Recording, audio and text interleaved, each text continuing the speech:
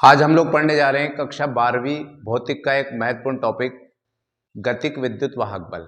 गतिक विद्युत वाहक बल क्या होता है, इसके लिए हम लोग देखते हैं। माना कि एक समान चुंबकीय क्षेत्र है, यानी ये जो आपको ये जो क्रॉस के निशान दिख रहे हैं वो एक समान चुंबकीय क्षेत्र प्रदर्शित करता है, और क्रॉस आपको बताता है कि जो चुंबकीय क्षेत्र रेखाएं हैं वो यहाँ से अंदर की ओर प्रवेश कर रही है। तो हम मान लेते हैं कि ये एक समान चुंबकीय क्षेत्र है, ये एक समान चुंबकीय क्षेत्र है, यानी ये जो क्रॉस लाइन है ये हमें ये बता रही है कि यहां पर जो बल रेखा है वो अंदर की ओर प्रवेश कर रही है।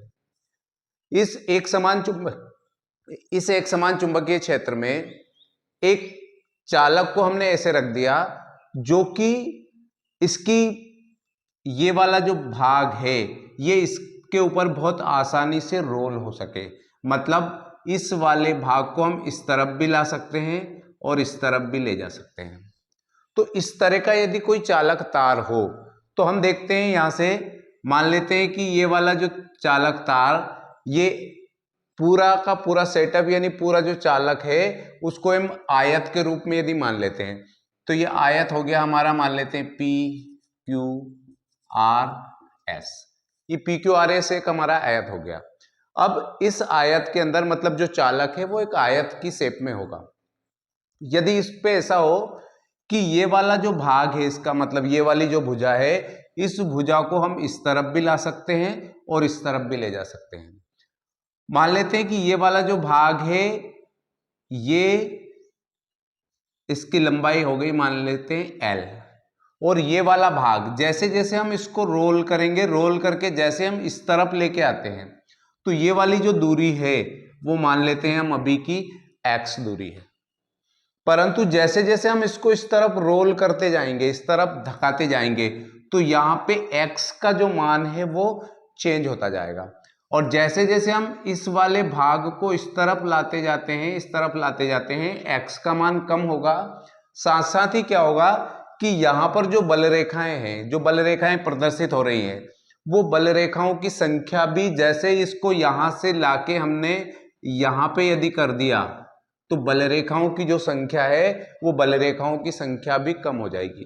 बल रेखाओं की संख्या कम हो जाएगी मतलब फ्लक्स के मान में चेंज होगा, और फ्लक्स के मान में चेंज होगा तो फैराडे के नियम के हिसाब से यदि फ्लक्स के मान में चेंज होगा तो उसके कारण जो है प्रेरित विद्युत वाहक बल उत्पन्न होगा।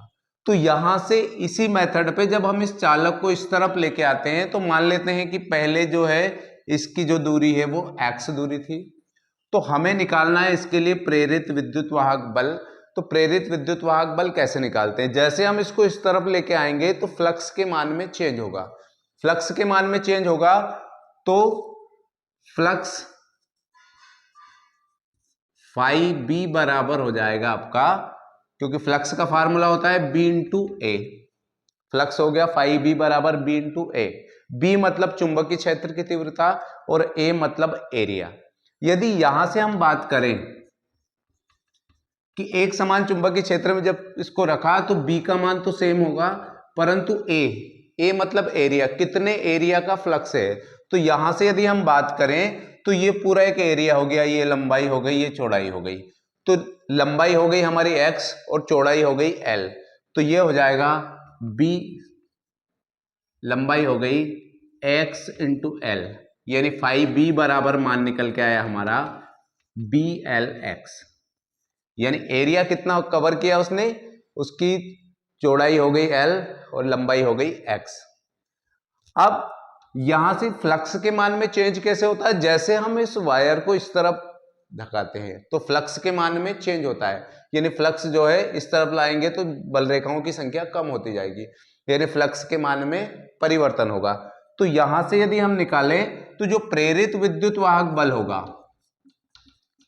प्रेरित विद्युत वाहक बल, इसको हमने E बराबर मान लिया minus D phi by D T. E बराबर हो गया minus D phi by D T. अब आप देखो E बराबर हो गया minus D by D T. अब देखिए फाई का मान कितना है, फाई का मान हमने लिखा था फाई बी, मतलब ये हो गया हमारा बी एल एक्स। यानी फाई का मान हमने अभी नोट किया था, फाई भी बराबर हो गया BL(x). तो E का मान निकल के आया हमारा माइनस, देखिए जो जो कांस्टेंट है उन कांस्टेंट चीजों को हम अलग निकाल लेंगे। जैसे बी कांस्टेंट है, कांस्टेंट क्यों है? क्योंकि ये एक समान चुंबकीय क्षेत्र में रखा हुआ है, इसलिए बी कांस्टेंट होगा, तो बी को हमने बाहर कर लिया। एल मतलब ये वाली लंबाई, हम देखते हैं कि ये इस तरफ आएगा तो इस लंबाई में कोई भी चेंज नहीं होगा, क्योंकि ये जो चालक है वो आयताकार चालक है, इसलिए ये वाली लंबाई में कोई भी परिवर्तन नहीं होगा, तो एल भी कांस्टेंट होगा। परंतु एक्स की बात करें तो जैसे जैसे हम चालक को इस तरफ लेके आ रहे हैं तो एक्स का मान जो है वो कम होता जाएगा, या एक्स का मान परिवर्तित हो जाएगा, इसलिए हम कहेंगे कि एक्स का जो मान है वो वेरिएबल है, यानी चेंज हो सकता है। तो इसको हम लिखेंगे dx/dt। तो E बराबर निकल के आया हमारा, E बराबर मान निकल के आया हमारा -BL dx/dt, मतलब दूरी बटे समय। तो दूरी बटे समय मतलब होता है वेग। तो यहां से ये किस तरफ आ रहा है, तो ये हो जाएगा आपका dx/dt बराबर होता है v, परंतु यहां पर हम लिखेंगे dx/dt बराबर -v। तो ये जो वैल्यू निकलेगी E बराबर हो जाएगा आपका -BL और V की जगह पे हो जाएगा -v। तो E बराबर निकल के आया E बराबर BLV। यही है आपका गतिक विद्युत वाहक बल। विद्युत वाहक बल की दिशा किस तरीके से निकालते हैं? तो प्रेरित विद्युत वाहक बल की दिशा निकालने के लिए हम लोग यहाँ पे राइट हैंड रूल का इस्तेमाल करेंगे। राइट हैंड लेंगे हमारा, और राइट हैंड की जो अंगूठा, तर्जनी और मध्यमा उंगली है, उन तीनों को एक दूसरे के लंबवत इस प्रकार फैला लेंगे। इस तरीके से तीनों को हमने फैला लिया, अंगूठा, तर्जनी और मध्यमा।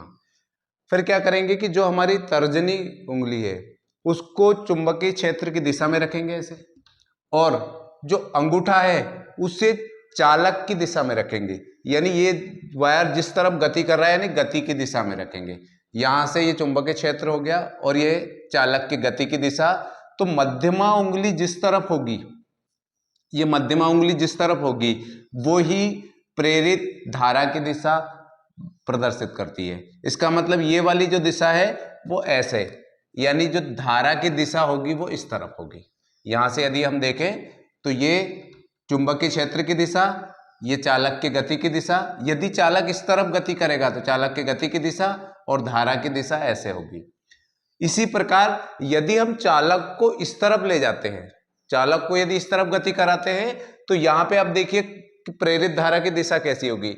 ये हो गई हमारे चुंबकीय क्षेत्र की दिशा, ये हो गया आपके चालक की गति की दिशा। अब चालक इस तरफ गति कर रहा है, यदि हम चालक को इस तरफ ले जाते हैं तो चालक की गति की दिशा, चालक यदि इस तरफ जाता है तो जो प्रेरित धारा की दिशा होगी वो मध्यमा उंगली बताएगी।